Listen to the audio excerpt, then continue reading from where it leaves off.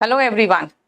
चलिए आज हम लोग नया चैप्टर करते हैं वॉल्यूम 1 में, और वो है इन्फिनेटिव। हमने आपको परसों जेरेंड करवाया था। अब इसमें क्या था ना, वॉल्यूम 1 में हम इन्फिनेटिव और जेरेंड अलग कर चुके हैं। इसको और ज्यादा डिटेल में पढ़ना है तो आप क्लास नोट्स ले लेना, ठीक है। चलिए अब हम लोग चलते हैं इन्फिनेटिव और जेरेंड का जेरेंड पोर्शन में। बेटा मेरा ये बैच आज रात में आ रहा है। आज मैं इसमें बेसिक्स और थोड़ा सा वोकैबुलरी कराऊंगी। आप जरूर आना रात को 10 बजे यूट्यूब पे, ठीक है।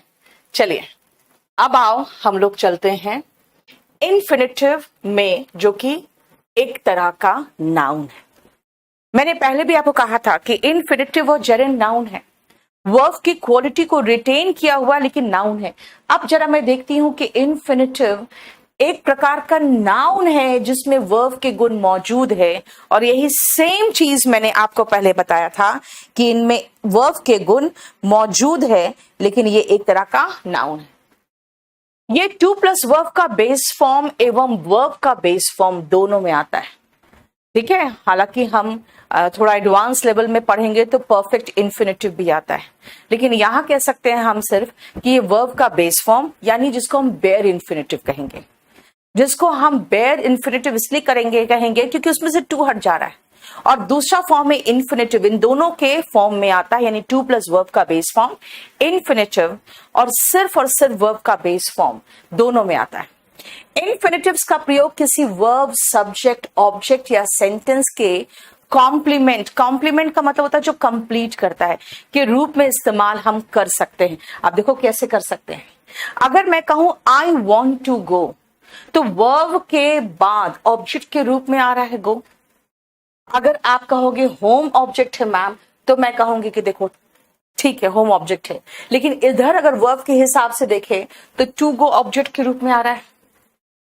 It is not easy to learn swimming, देखो इजी के बाद इन्फिनेटिव आ रहा है। यहां पे आपको वर्ब के बाद इन्फिनेटिव दिख रहा है, यहां पे एडजेक्टिव के बाद इन्फिनेटिव दिख रहा है, यहां पे नाउन के बाद इन्फिनेटिव दिख रहा है। यानी इन्फिनेटिव, एडजेक्टिव, नाउन, वर्ब किसी के साथ भी आ सकता है, ठीक है ना, क्लियर। किसी के बाद भी आ सकता है।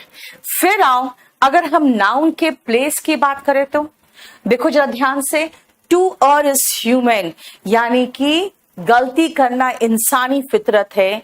टू फॉरगिव डिवाइन, माफ करना ईश्वर का ही तो गुण हो सकता है ना।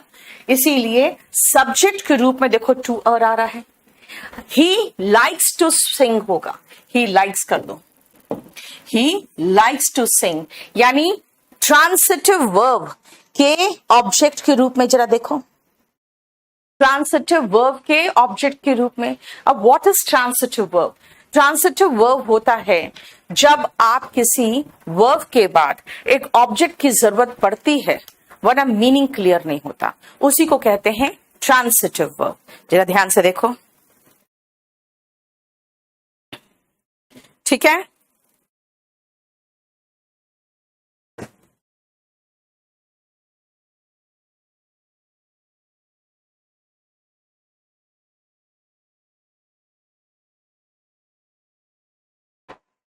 Clear. His greatest pleasure is to gamble, देखो जरा यहां से, his greater pleasure is verb के कॉम्प्लीमेंट के रूप में। बेटा इस जो है ना ऐसा वर्ब है जिसके बाद ऑब्जेक्ट नहीं, कोई ऐसा कॉम्प्लीमेंट आता है जो सेंटेंस को कंप्लीट करेगा।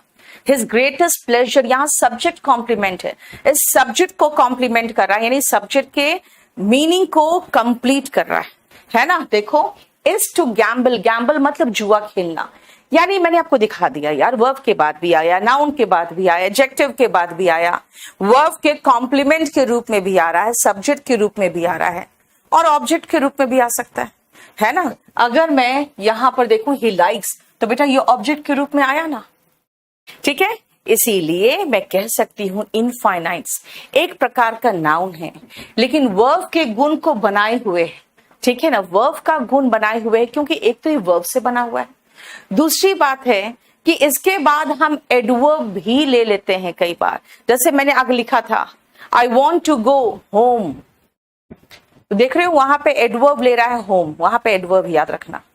तो यानी कि टू गो कहाँ, होम, यानी वर्ब के रूप में वो एक एडवर्ब भी तो ले रहा है, राइट? इसीलिए ठीक है, नाउन ही है, भले वर्ब के गुण को ये बनाए हुए। देखो जरा ध्यान से, बताओ किसी तरह कोई प्रॉब्लम, आगे बढ़ूं मैं?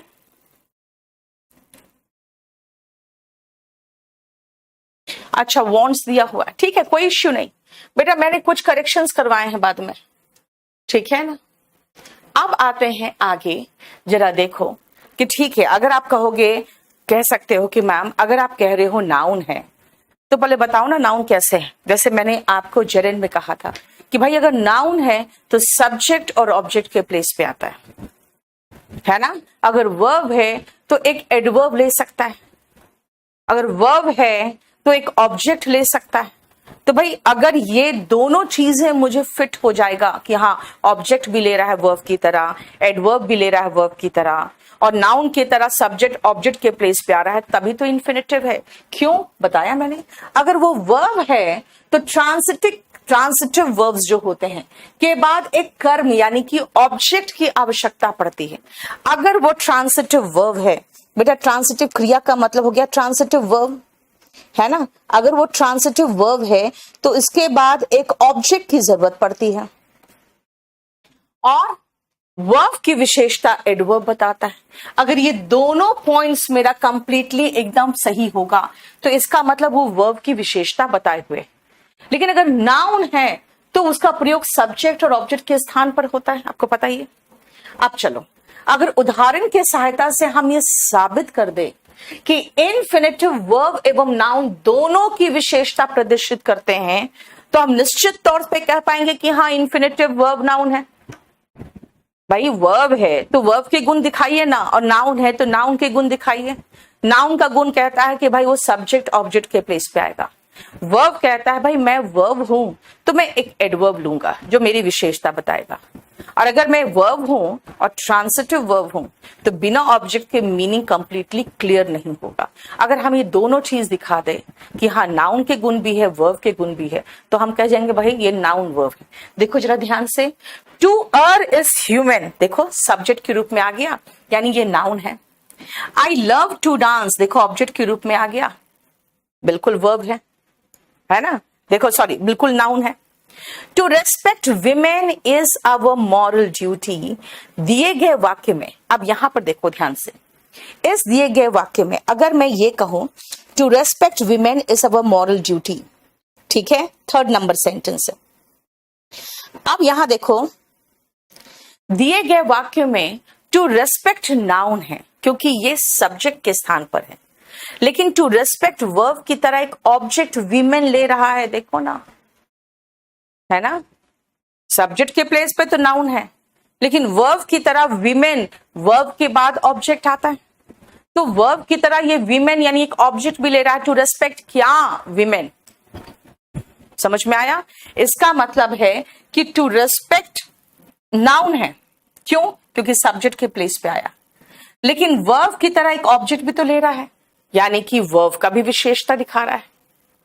आई डिसाइडेड टू टीच क्या, इंग्लिश, देखो इस वाक्य में टू टीच नाउन है, क्यों, कैसे नाउन है भाई, ये अगर सब्जेक्ट है, ये वर्ब है, तो ये ऑब्जेक्ट है, और ऑब्जेक्ट है तो नाउन है। मैंने अभी बताया था ना, नाउन कहां आता है, सब्जेक्ट और ऑब्जेक्ट के प्लेस पे, देखो, ठीक है।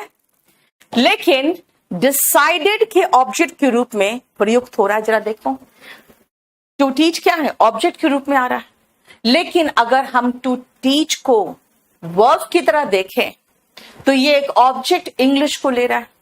मैंने वही कहा था ना, यही कंफ्यूजन है भाई, ये इंग्लिश ऑब्जेक्ट लग रहा है मुझे, क्योंकि टू टीच क्या, क्या का जवाब ऑब्जेक्ट होता है, इंग्लिश।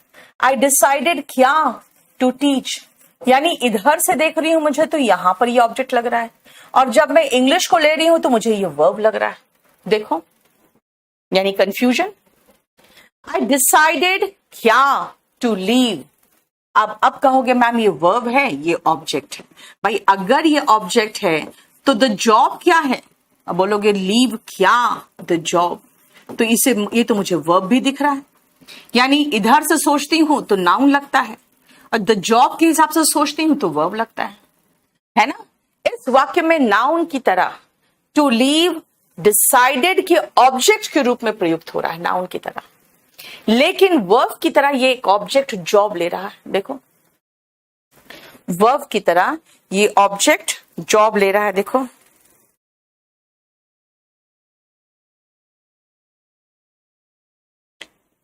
क्लियर? बोलो, समझ में आया?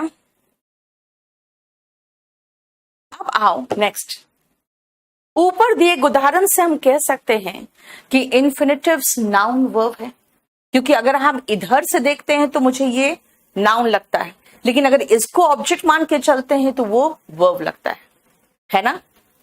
अब आते हैं इन्फिनेटिव्स के फॉर्म्स क्या क्या है, जरा देखो। सबसे पहले अगर मैं एक्टिव वॉइस की बात करूं, I come here to study, मैं यहां पढ़ने आती हूं। She wanted to be flattered, वो चाहती थी कि मेरी सब चमचागिरी करे। To plus be plus verb का थर्ड फॉर्म, यानी कि क्या है ये? Passive voice. Remember, infinitive active voice में टू प्लस वर्ब का बेस फॉर्म लेता है, और पैसिव वॉइस में टू प्लस वर्ब का थर्ड फॉर्म लेता है।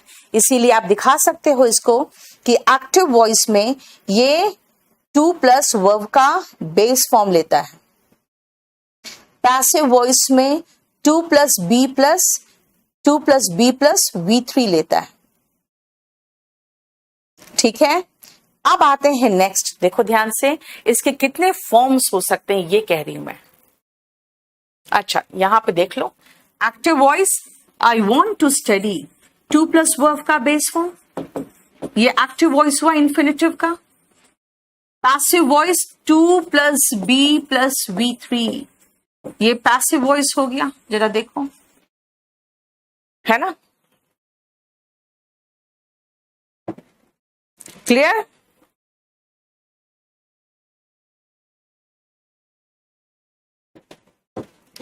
नेक्स्ट आओ,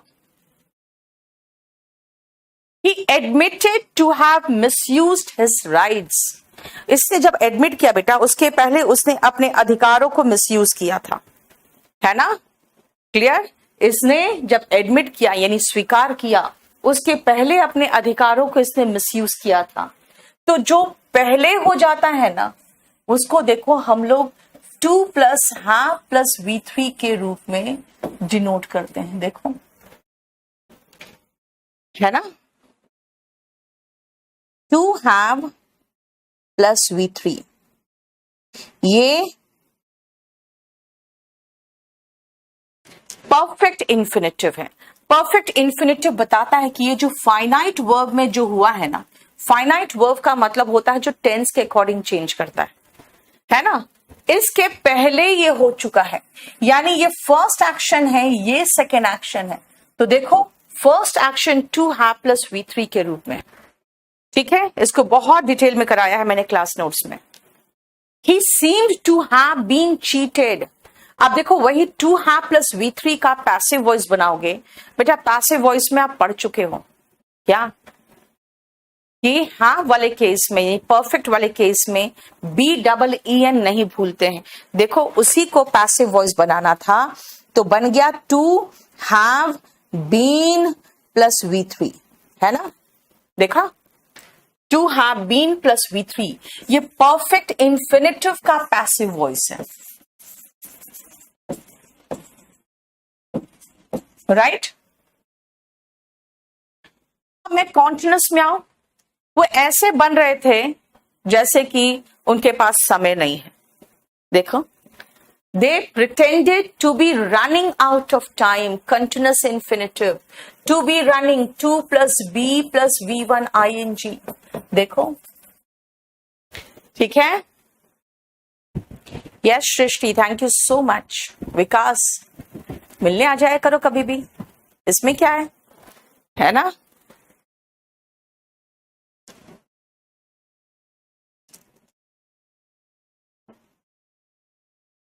ठीक है, अब परफेक्ट कॉन्टिन्यूअस भी तो होगा। वो एडमिट किया, उसने ये स्वीकार किया कि वो अपनी वाइफ को जब से मैरिज हुआ था, याद करो तो, पास्ट पॉइंट ऑफ टाइम से लेकर अब तक, है ना, जब शादी हुई तब से लेकर अब तक इल ट्रीट करता आ रहा है. He admitted to have been maltreating या ill treating his wife since their marriage. यानी जब से शादी हुई है तब से ये अपनी वाइफ को इल ट्रीट करता आ रहा था.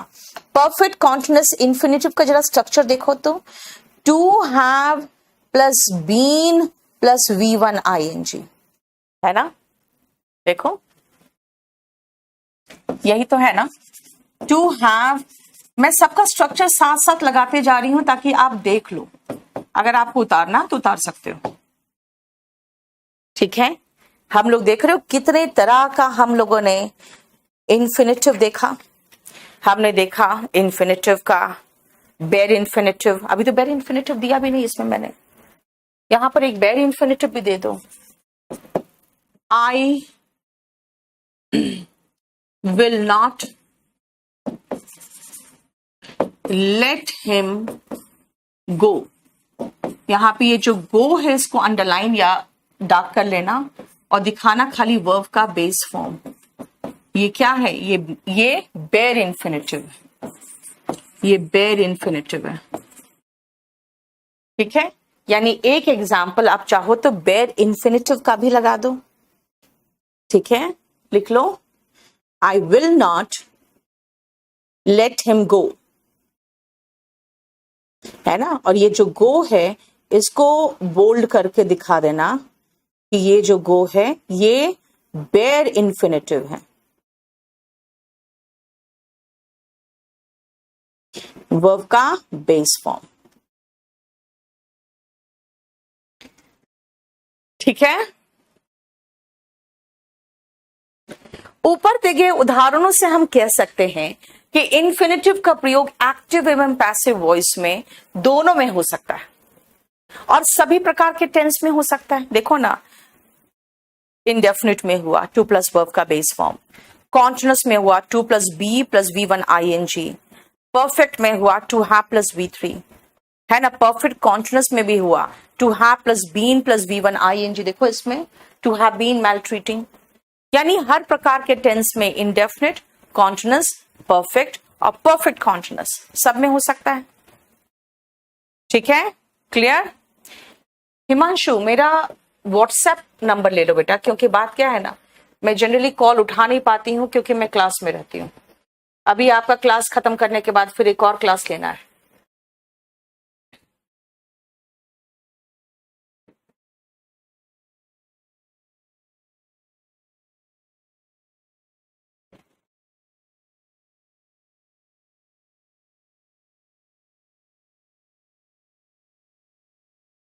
ठीक है, जब कोई इन्फिनिटिव मैनर को दर्शाता है, अगर कोई इन्फिनिटिव बताता है कि काम कैसे हुआ, है ना, तो how plus two plus verb का बेस फॉर्म के साथ इन्फिनिटिव का प्रयोग होता है. मैनर या स्थान कह सकते हैं, या मतलब कुछ वर्ब्स के साथ हम WH family plus two plus verb का बेस फॉर्म का इस्तेमाल करते हैं. चलिए इसको जरा देखो तो,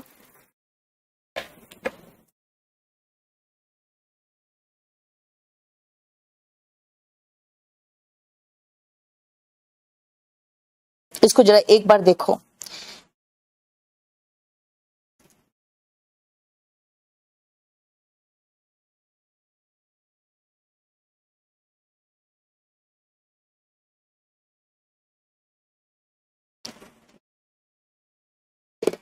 ask, explain, discover, know, learn, teach, wonder and forget. Ask मतलब पूछना, एक्सप्लेन एक्सप्लेन करना यानी विस्तार में बताना, डिस्कवर किसी चीज को डिस्कवर करना यानी कोई नया चीज खोजना, लर्न सीखना, टीच सिखाना, वंडर सोचना क्या करे ऐसे वंडर, एंड फॉरगेट भूल जाना. ये ऐसे वर्ब्स है बेटा जिनके बाद अगर इंफिनिटिव लगाओगे तो WH फैमिली आएगा. ये ऐसे वर्ब्स है जिनके बाद अगर इन्फिनिटिव लगाओगे तो WH फैमिली आएगा। पता नहीं, समझ में नहीं आ रहा है क्या करूं। I wonder what to do. मुझे तैरना आता है। I know how to swim, मतलब कैसे तैरा जाता है। उसने मुझे सिखाया जापानीज कैसे बोली जाती है। He taught me how to speak Japanese. I forgot what to write in the application. देखो, है ना? देखो,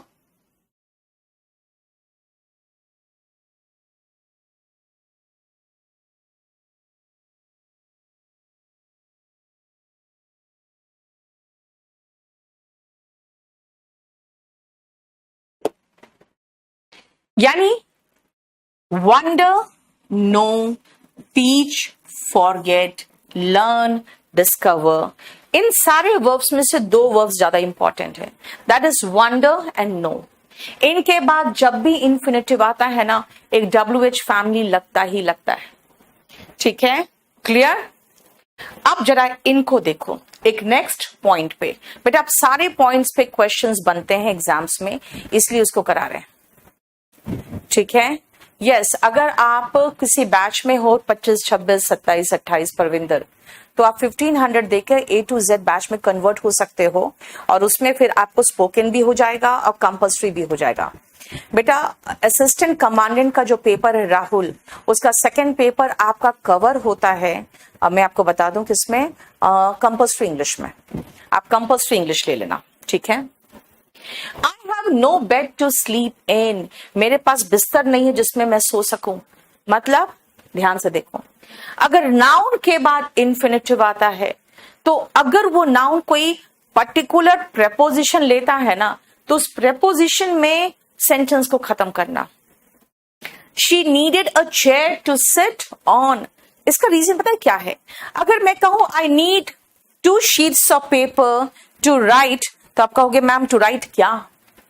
आई need 2 sheets of paper to write क्या? मैं कह रही यार क्या लिखना, वो छोड़ो ना, मेरे पास पेन नहीं है, मेरे पास 2 पेपर मुझे चाहिए, 2 शीट्स चाहिए पेपर के, जिस पर मैं लिख सकूं, है ना? तो सीधा लिखो ना, I need 2 sheets of paper to write on, है ना? I need a pen to write with. यानी अगर कोई नाउन है उसके साथ कोई इन्फिनिटिव आ रहा है, तो देखो वहां पे वो फिक्स्ड कौन सा प्रेपोजिशन लेता है generally.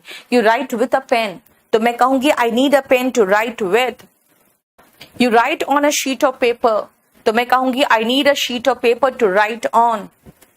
You sit on the sofa, I need a sofa here to sit on. समझ में आया? यानी अगर कोई ऐसा वर्ब हो जिसके बाद आपको इन्फिनिटिव दिखाई दे, कोई भी वर्ब उसके बाद इन्फिनिटिव दिखाई दे, तो उस वर्ब को सोचो कि क्या इसके साथ कोई फिक्स्ड प्रेपोजिशन आता है क्या? Sit on the chair, sit on the sofa, है ना?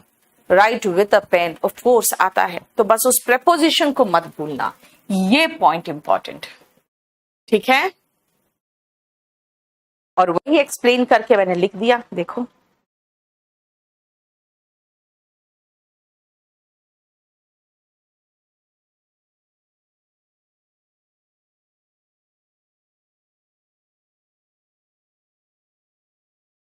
ठीक है, चलो नेक्स्ट आओ। यदि नाउन के बाद एक इन्फिनिटिव का प्रयोग हो, वही जो मैं कह रही हूं, तो एक उपयुक्त प्रेपोजिशन का प्रयोग करें अगर जरूरी हो तो। जैसे अगर मैं कहूं she has no place to go, तो बेटा गो के साथ कोई फिक्स प्रेपोजिशन नहीं है। गो होम कहते हैं एंड गो टू कॉलेज कहते हैं, तो इसीलिए वहां पे आपके पास कोई फिक्स प्रेपोजिशन नहीं है, तो कुछ मत लगाओ, ठीक है। नेक्स्ट आओ, डायरेक्ट या बेयर इन्फिनिटिव क्या होता है, ध्यान देना। अब सुनो, अगर टू का प्रयोग इन्फिनिटिव के साथ ना हो तो वो बेयर या प्लेन इन्फिनिटिव कहते हैं उसे। अभी मैंने बताया था आपको। अब वो कहां कहां आता है, सबसे पहला क्वेश्चन के लिए ये देखो बेटा, MTS बहुत आराम से इस बैच में तैयार हो जाएगा, आप ले लो इसको। PGT चाहिए तब नॉलेज मास्टर आप स्पेशल बैच लोगे। इंग्लिश स्पेशल आज आ रहा है बैच नंबर 30, वो ले लो। You had better leave now, बेहतर होगा आप निकल जाओ।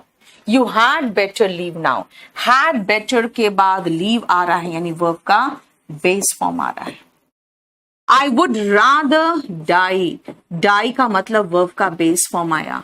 had sooner sort out the differences, देखो वर्ब का बेस फॉर्म आ रहा है यानी had better, had sooner, had rather। कहोगे मैम आप तो टेंस में पढ़ाए हो, had के बाद वर्ब का थर्ड फॉर्म आता है। बेटा मैंने आपको had sooner नहीं पढ़ाया था, खाली had पढ़ाया था, है ना।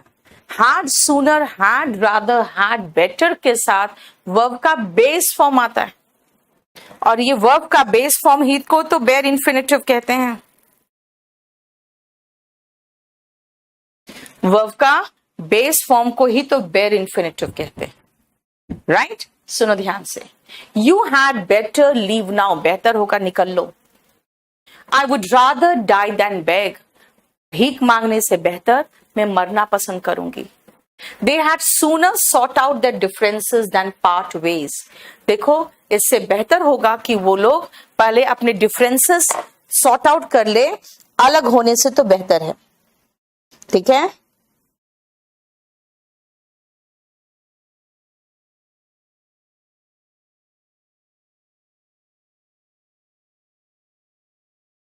आप जरा ध्यान से देखना, यहां पे सॉर्ट आउट है, इसका कंपैरिजन भी मैं वर्ब के बेस फॉर्म से कर रही हूं, देखो ध्यान से।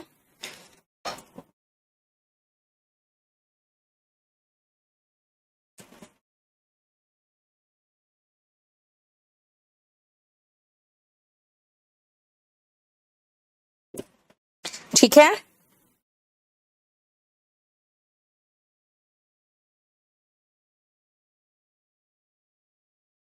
क्लियर।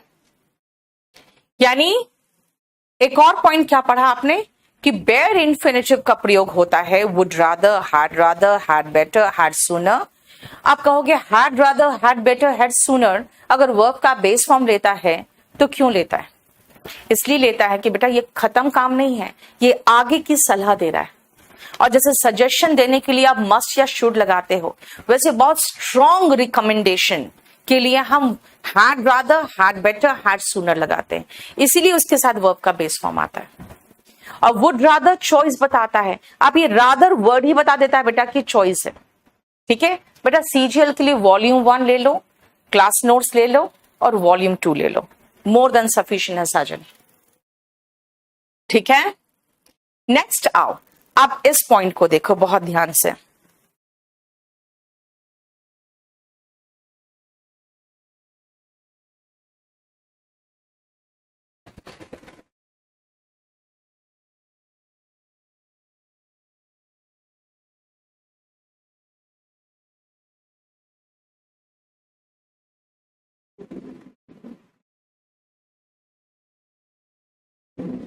देख लिया? चलो देखो, ये कुछ वर्ब्स है जो एक्टिव वॉइस में इनके बाद सिर्फ बेयर इन्फिनेटिव्स आता है। कौन कौन सा है? Bid, make. बेटा मेक कॉजेटिव वर्ब के रूप में, मेक का मतलब यहां पे सारा वर्ब्स नहीं है, इसके नीचे लिख देना कॉजेटिव वर्ब के रूप में, क्योंकि मेक का मतलब तो बनाना भी होता है ना, ठीक है। तो यहां पे ये जो मेक है ये नॉर्मल वर्ब नहीं है, ये कॉजेटिव वर्ब है,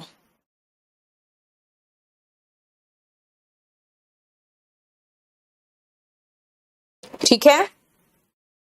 आई बेड हिम गो आउट, मैंने उसे आदेश दिया बाहर निकलने के लिए। My mother made me do the homework, माँ ने मुझसे होमवर्क कराया। मेक का मतलब हो जाता है वहां पे वो मेन वर्ब की तरह, देखो सेकंड फॉर्म ले रहा है, लेकिन उसके बाद जो सेकंड वर्ब आएगा वो डायरेक्ट इन्फिनेटिव यानी बेयर इन्फिनेटिव के रूप में आ रहा है। आई वॉच्ड हिम गो, मैंने उसे जाते हुए देखा, है ना। इसका मतलब है कि ये ऐसे वर्ब्स है जिनके बाद अगर सेकंड वर्ब आएगा तो बेस फॉर्म में आएगा। एंड रिमेंबर क्यों आएगा? क्योंकि यहाँ पे एक्शन पूरा कंप्लीशन दिखा रहा है। मैं इसको आपको पढ़ाती हूँ क्लास नोट्स में तो डिटेल में बताती हूँ कहाँ V1 ING आएगा, कहाँ पर खाली वर्ब का बेस फॉर्म आएगा। देखो आई बेड हिम गो आउट, यहां पर तो हमेशा वर्ब का बेस फॉर्म आएगा। मेक भी हमेशा वर्ब का बेस फॉर्म लेगा। ये तो बहुत इंपॉर्टेंट क्वेश्चन है कि मेक पॉजिटिव वर्ब के रूप में कौन सा फॉर्म लेता है। भाई डायरेक्ट, अगर मैं एक्टिव वॉइस की बात करूं तो ये सीधा सीधा डायरेक्ट इन्फिनेटिव लेता है। पैसिव वॉइस की बात करूंगी तब ये इन्फिनेटिव लेगा। ठीक है, आई वॉच्ड हिम गो, देखो आई वॉच हिम गोइंग भी होता है, तो गोइंग होता है जब जाते हुए देख रही हूं, गो मतलब जब चला, मतलब पूरा कंप्लीशन ऑफ द एक्शन की बात कर रहे हैं तब गो लगाया। ठीक है, लेकिन जब इन वर्ब्स का प्रयोग पैसिव वॉइस में हो तो उसके बाद टू प्लस वर्ब का बेस फॉर्म का प्रयोग होता है, ना कि वर्ब का बेस फॉर्म। याद रखना, अगर इनका प्रयोग पैसिव वॉइस में हो, जैसे कि I was made to wash all the clothes, I was bidden to leave the room. देखो, ठीक है,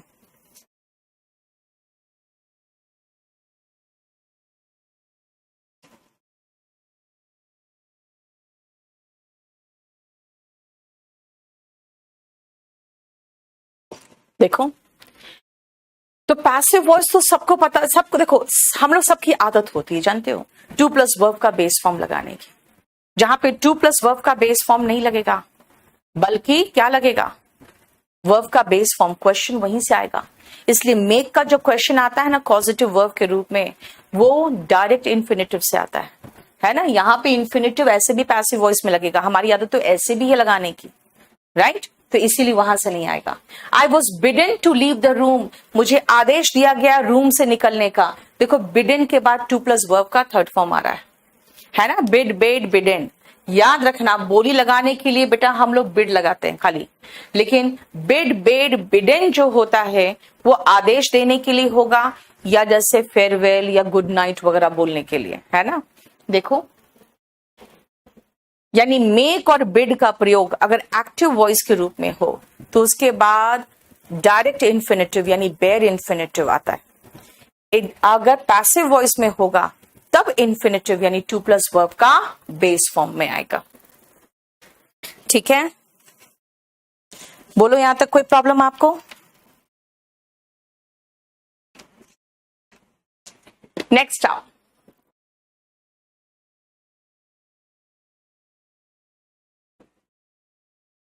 यहां पे बिड का खाली मीनिंग समझाया मैंने और कुछ नहीं, कि बिड का मतलब अगर बोली लगाना है तो बिड, बिड, बिड होता है, और बिड का मतलब आदेश देना हो, अभिवादन, यानी अभी जो मैंने कहा good night, good evening, good night और लास्ट अभिवादन जनरली और फेयरवेल कहने के लिए होता है, या गुड बाय कहने के लिए तो हम बिड लगाते हैं। देखो बिड का सेकेंड फॉर्म बिड लगाया। नेक्स्ट आओ, एक्टिव और पैसिव वॉइस दोनों में लेट के बाद डायरेक्ट इन्फिनेटिव ही आता है, जैसे आई will not let him go, bad habits must be let go. हालांकि हम पैसिव वॉइस जनरली यूज नहीं करते लेट का, लेकिन अगर लगाओगे तो लेट एक ऐसा वर्ब है जो एक्टिव और पैसिव वॉइस दोनों में बेयर इन्फिनेटिव लेता है। ठीक है, लेट ऐसा वर्ब है जो एक्टिव और पैसिव दोनों में बेयर इन्फिनेटिव लेता है। देखो जरा ध्यान से,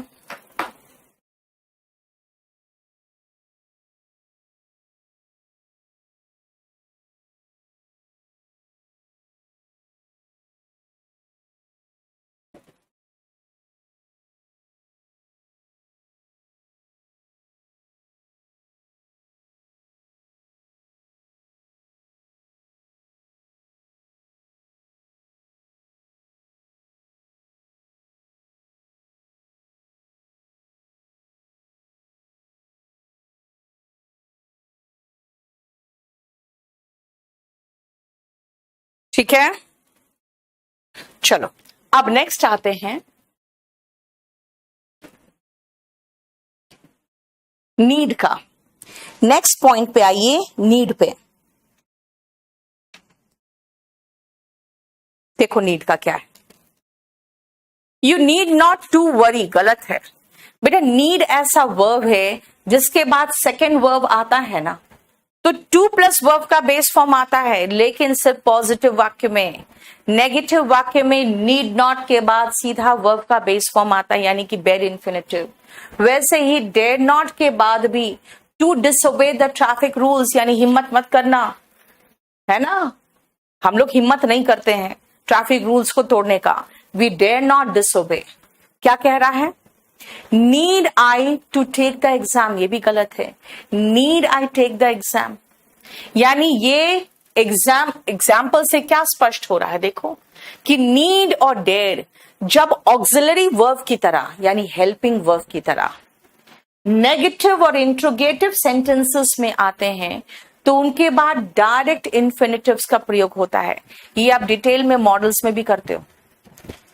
आई नीड टू गो चलेगा, नीड के बाद इन्फिनेटिव आता है। लेकिन अगर मैं कहूं आई नीड नॉट, तो गो होगा, यानी कि ऑक्सिलरी वर्ब की तरह, हेल्पिंग वर्ब की तरह, क्योंकि नीड और डेयर मेन वर्ब भी हो सकता है। अगर नेगेटिव और इंट्रोगेटिव सेंटेंसेस में प्रयुक्त होते हैं, तो उनके बाद डायरेक्ट मॉडल्स, डायरेक्ट इन्फिनेटिव आता है। क्योंकि हम एक चीज याद रखना बेटा, पॉजिटिव वाक्यों की बात नहीं कर रही हूं मैं सिर्फ कह रही हूं नेगेटिव और इंट्रोगेटिव।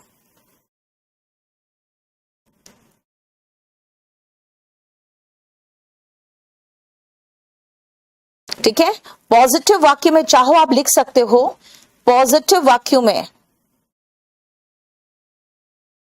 ये इन्फिनेटिव लेते हैं। इन्फिनेटिव का मतलब टू प्लस वर्ब का बेस फॉर्म।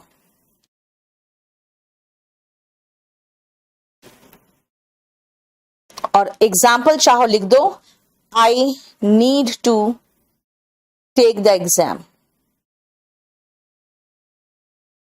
तो इसीलिए पॉजिटिव वाक्य से क्वेश्चन नहीं आता। पॉजिटिव वाक्य से इसलिए क्वेश्चन नहीं आता नीड और डेयर का, क्योंकि हमारी आदत होती है पॉजिटिव वाक्य में टू प्लस वर्ब का बेस फॉर्म लेने की। नेगेटिव और इंट्रोगेटिव से इसलिए आता है क्योंकि हम सोचते हैं I need to take the exam, तो I need not to take the exam. I need to worry, I need not to worry. Need not के बाद टू वरी नहीं होगा, सिर्फ वरी होगा, है ना। नेक्स्ट पॉइंट आओ, वाई नॉट। बेटा वाई नॉट के बाद सीधा सीधा डायरेक्ट इन्फिनेटिव आता है। Why not to go home नहीं, why not go home. Why not stop now, है ना। याद रखना वाई नॉट के बाद भी डायरेक्ट इन्फिनेटिव आता है।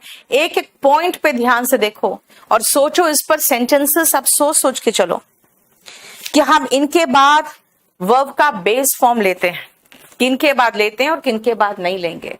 नेक्स्ट आओ, जब हैव प्लस ऑब्जेक्ट का प्रयोग विश के सेंस में होता है। जब हैव और ऑब्जेक्ट का प्रयोग आप विश या डिजायर करने के सेंस में करते हो ना, तो हैव के बाद डायरेक्ट इन्फिनेटिव का प्रयोग होता है।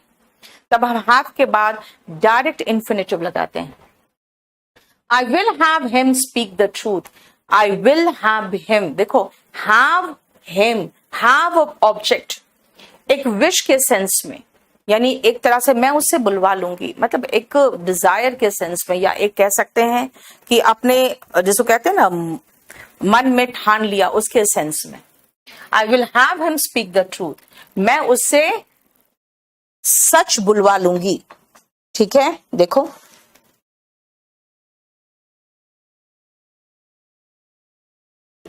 ठीक है। नेक्स्ट आओ, नेक्स्ट पॉइंट है हमारा परफेक्ट इन्फिनेटिव। कहां कहां वर्ब का बेस फॉर्म आता है वो हम लोग कंप्लीट कर चुके हैं।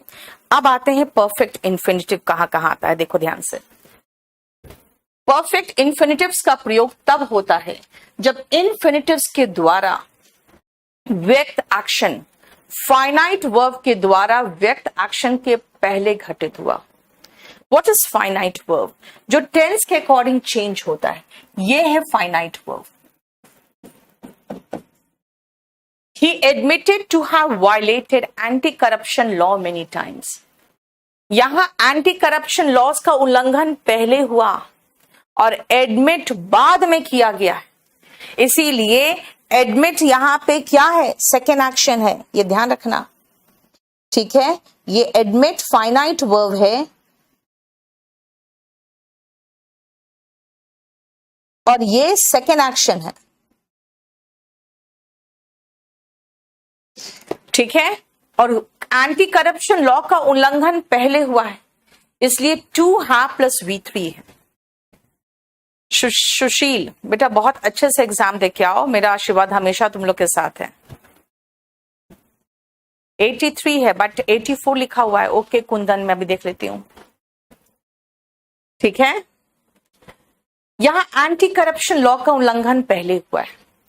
स्प्लिट इन्फिनिटिव, बेटा स्प्लिट इन्फिनिटिव बहुत इंपॉर्टेंट नहीं है, क्योंकि हम जनरली स्प्लिट नहीं करते हैं, इन्फिनिटिव को जनरली नहीं करते, लेकिन करना पड़ जाए तो कर लेते हैं, तो बीच में या तो कंजंक्शन या फिर कोई एडवर्ब ऐसा इस्तेमाल हो जाता है। जैसे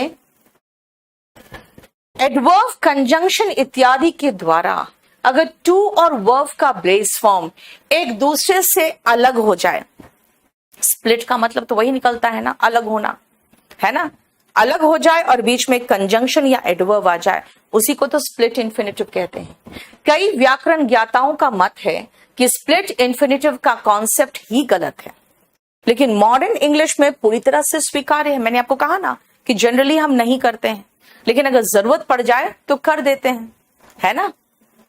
to boldly go where no man has gone before, अब ये क्या किया मैंने, टू और गो के बीच में boldly, to boldly go where no man has gone before, इसका मतलब मैं कहना चाह रही हूं कि बोल्डली वहां जाना जहां पे कोई नहीं गया हो। ठीक है,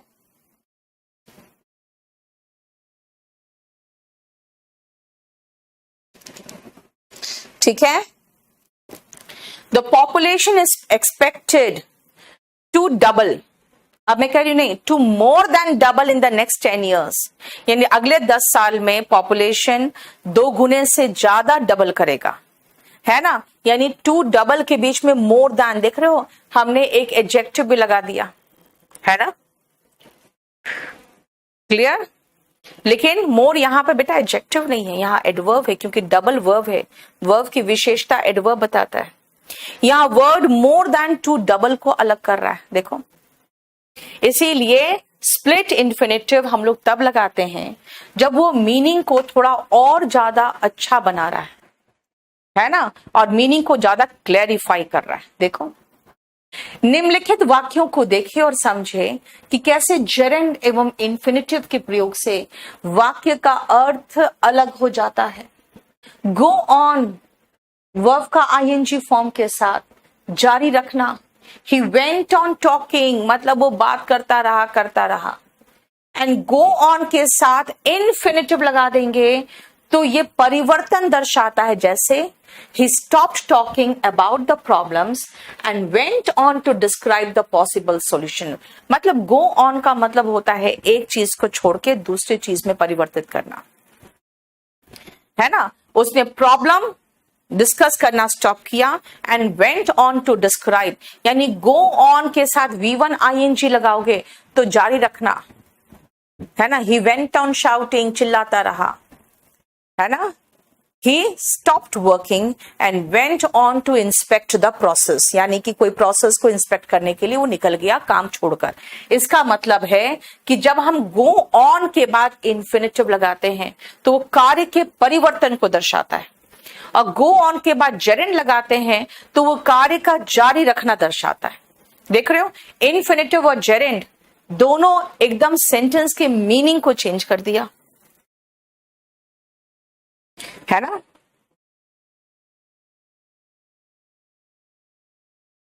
क्लियर। नेक्स्ट आओ, रिग्रेट। बेटा रिग्रेट के साथ V1 ING क्या दर्शाएगा, देखो, ये भूतकाल की तरफ देखने एवं अफसोस दर्शाता है, देखना और अफसोस दर्शाता है। जैसे किसी ने नौकरी छोड़ दी तो क्या कहेगा वो, I regret leaving his job, he regrets leaving his job, वो इस बात का अफसोस है उसे कि उसने अपनी जॉब छोड़ दी। ठीक है, एंड रिग्रेट के साथ टू प्लस वर्ब का बेस फॉर्म, बेटा ये फर्स्ट फॉर्म नहीं होगा, ये बेस फॉर्म होता है। तो ये बुरी खबर की घोषणा करने के लिए होती है जब आप किसी बात को खेद व्यक्त करने के लिए बात करते हो तो।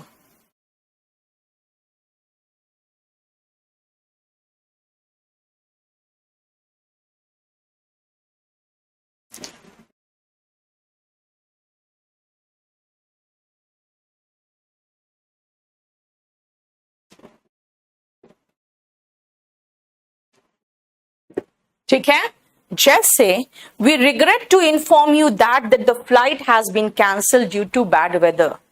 हमें इस बात को बताने में अफसोस हो रहा है कि फ्लाइट कैंसिल हो गया है बिकॉज ऑफ बैड वेदर। बेटा आइलेट्स की तैयारी में आपको स्पोकन की बहुत जरूरत पड़ती है अजीत, इसीलिए आप जरूर एक काम करना, पहले अपने स्पोकन ठीक करो, ठीक है।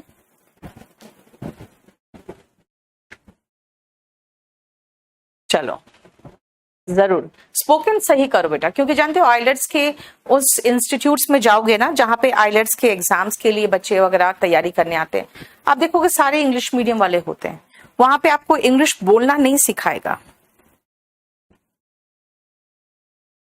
ठीक है।